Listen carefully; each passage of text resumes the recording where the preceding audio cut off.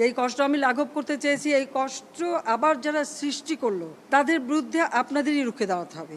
যে এই বাটপার, এই প্রতারক, এই যে ভুয়া তথ্যগুলো, ভুয়া বিচার চেয়েছে এবং আপনাদের মিডিয়ার কাছে কিন্তু বারবার একটি কথাই বলছে, দেশবাসীকেই রুখে দাঁড়াতে হবে, এর বিচার তাদের করতে হবে। আবার সেই দুর্বার গতিতে এগিয়ে যেতে হবে।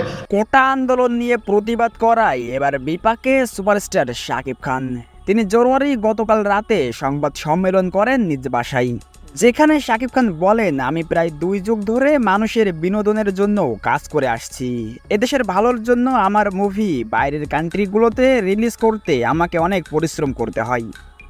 আর আমার সেই দেশের শিক্ষার্থীরাই যখন বিপদে, আমি কিভাবে প্রতিবাদ না করে বসে থাকব। এখন উপর মহল থেকে বিভিন্ন কথা শুনতে হচ্ছে, এক প্রকার হুমকি দিয়ে যাচ্ছে আমাকে। এদেশের জনগণের পক্ষ নিয়ে প্রতিবাদ করাটা আমার দায়িত্ব ছিল, আর আমি তাই করেছি। এখন আমার যা হবার হবে। আমি কাউকে ভয় করি না, কারণ আমার পাশে আমার দেশের লাখো কোটি ভক্ত রয়েছে।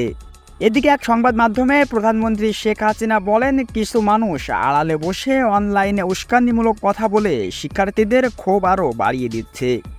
আমি এদের বিচার চাই। এছাড়াও প্রধানমন্ত্রী বলেন, এদের বিচার এদেশের জনগণই করবে।